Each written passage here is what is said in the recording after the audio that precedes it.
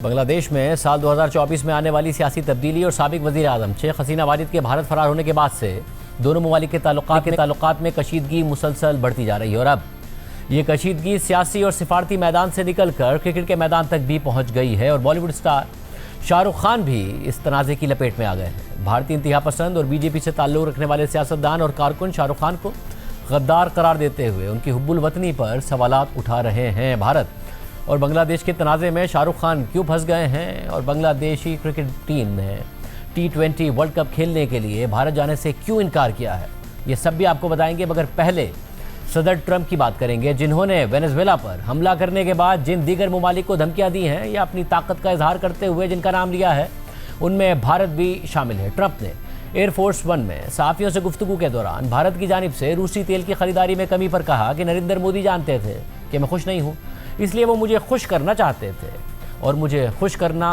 अहम था। They wanted to make me happy, basically. He wanted to. Modi's a very good man. Yes. He's a good guy.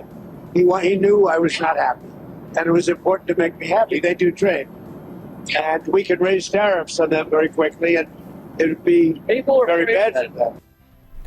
सदर Trump के इस बयान पर एक दफ़ा फिर भारत में वज़ीर आज़म मोदी अपोजिशन की तनकीद की जद में आ गए हैं। अपोजिशन जमात कांग्रेस सवाल उठा रही है कि क्या मोदी सरकार की खारजा पॉलिसी अमेरिका तय कर रहा है। वज़ीर आज़म मोदी ने जो अपना स्ट्रॉन्ग मैन इमेज बनाया था और जिसको इस्तेमाल करते हुए वो दूसरों के खिलाफ सियासी कैंपेन करते थे, सियासी बयानियाँ बनाते थे, अब उन्हीं के खिलाफ हो रहा है। जो सियासत दूसरों के खिलाफ करते थे अब उन्हीं के खिलाफ हो रही है। इसके अलावा गुज़िश्ता महीने बांग्लादेश में एक बार फिर हालात ख़राब हो गए थे, क्योंकि अबूरी हुकूमत की जानिब से इंतखाबात की तारीख के ऐलान के अगले ही दिन शेख हसीना वाजिद के इक़्तिदार का तख्ता उलटने वाली तलबा तहरीक के एक अहम रहनुमा शरीफ उस्मान हादी को ढाका में नामालूम अफराद की जानिब से फायरिंग करके ज़ख्मी कर दिया गया, जिन्हें इलाज के लिए सिंगापुर मुंतकिल किया गया, मगर वो सिंगापुर में ज़ख्मों की ताब न लाते हुए इंतकाल कर गए। यूँ बांग्लादेश में उस्मान हादी के कातिलों को लेकर भारत और शेख हसीना वाजिद पर इल्ज़ामात लगे।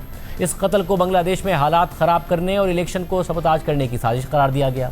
भारत और शेख हसीना वाजिद के खिलाफ मुजाहरे शुरू हो गए, जो तेज़ी से पुरतशद्दुद शक्ल इख्तियार करते चले गए। मुजाहिरीन की जानिब से भारतीय सिफारत खाने में घुसने की कोशिश भी की गई। मुजाहिरों के दौरान एक हिंदू शहरी भी कत्ल हुआ, जिस पर भारत में बांग्लादेश मुखालिफ मुहिम शुरू हो गई।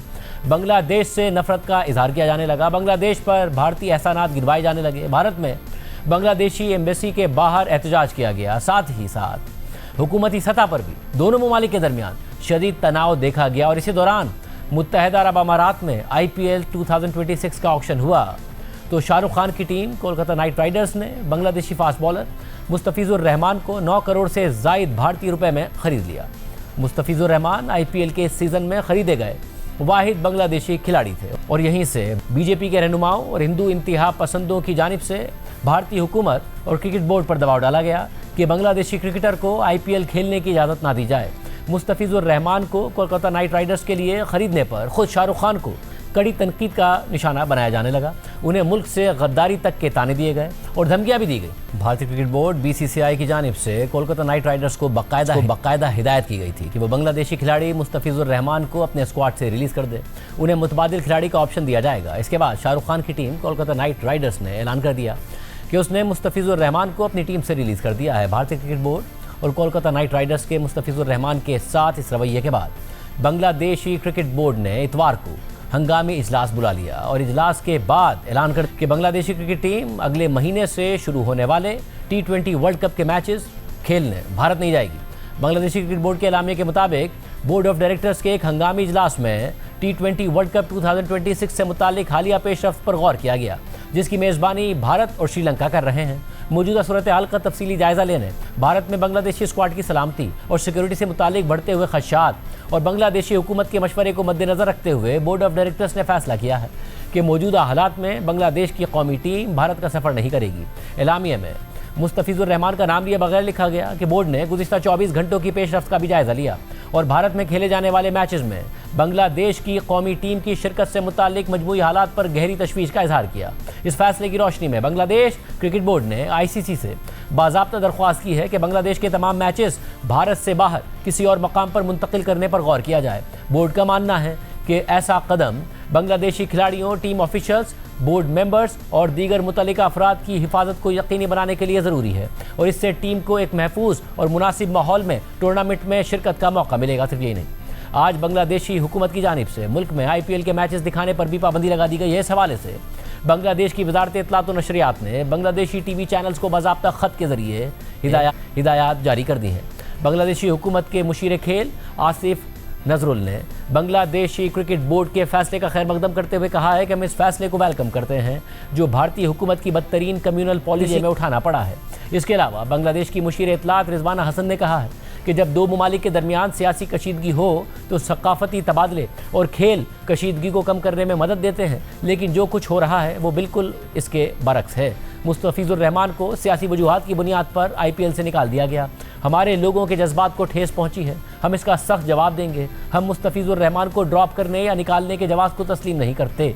बांग्लादेश की मुशीर इत्तलात रिजवाना हसन के इस बयान पर तबसरा करते हुए कांग्रेस के रहनुमा शशि थरूर ने लिखा कि अफसोस कि वो दुरुस्त कह रही हैं। इसके अलावा शशि थरूर ने भारतीय न्यूज़ एजेंसी ANI से बात करते हुए कहा कि खेलों को सियासत से अलग रखना चाहिए। ये बदकिस्मती और गैर दानिशमंदाना फैसला है। BCCI की तरफ से एक दफ़ा मुस्तफीजुर रहमान के नाम की मंजूरी देने के बाद उनका नाम वापस लेने से अच्छा तासुर नहीं गया। I've made my view very clear on this from the start. I've argued for some time that sport should be kept apart from politics, or rather that sport should not be made to bear the principal burden of political failures. The fact of the matter is that there are many other ways in which we are dealing with Bangladesh as we have to. Bangladeshi cricket board के फैसले पर भारतीय cricketers और सहाफ़ी भी तजिया कर रहे हैं। भारतीय सहाफ़ी विक्रांत गुप्ता ने एक्स पर पोस्ट करते हुए लिखा कि बांग्लादेश क्रिकेट बोर्ड के पास अपनी अबूरी हुकूमत के हुक्म पर अमल करने के सिवा कोई और रास्ता नहीं है, ख़ास तौर पर उस वक्त कि जब भारत के साथ उनके ताल्लुकात मुकम्मल तौर पर ख़राब हो चुके हैं। लेकिन हकीकत यह है कि बांग्लादेश पाकिस्तान नहीं है। ICC को पाकिस्तान की ज़रूरत होती है और पाकिस्तान की तरफ से धमकी हकीकी हो सकती है। बांग्लादेश का मामला ऐसा नहीं है और अगर वो अपने मौक़िफ़ पर डटे रहे तो उन्हें वर्ल्ड कप के मैचेस से महरूम होने का ख़तरा होगा। इस पूरी सूरत हाल में जहाँ भारत और बांग्लादेश में शदीद तनाव है, भारत में इसे मजहबी रंग दिया जा रहा है, तो वहीं कल बांग्लादेश ने T20 वर्ल्ड कप के स्क्वाड का ऐलान किया तो हिंदू मजहब से ताल्लुक़ रखने वाले बांग्लादेशी खिलाड़ी लिटन दास को कप्तान बना दिया, जिस पर भारतीय सहाफ़ी रादीप सरदेसाई ने लिखा कि अब लिटन दास बांग्लादेशी क्रिकेट टीम के कप्तान हैं। उनका इंतखाब मेरिट पर किया गया है, मगर जिन हालात का हमें सामना है इससे एक मस्बत और मजबूत पैगाम जाएगा। इससे ये वाज़ेह होता है कि जब इंतहा पसंद सियासत तकसीम करती है तो खेल कैसे मुत्तहिद करता है। भारत एक दफ़ा फिर सियासी तनाज़ात को क्रिकेट में ले आया है, जिससे ICC का एक और बड़ा टूर्नामेंट मुतासिर होने का खदशा पैदा हो गया है। पाकिस्तान पहले ही अपने मैचेस भारत में नहीं खेलेगा।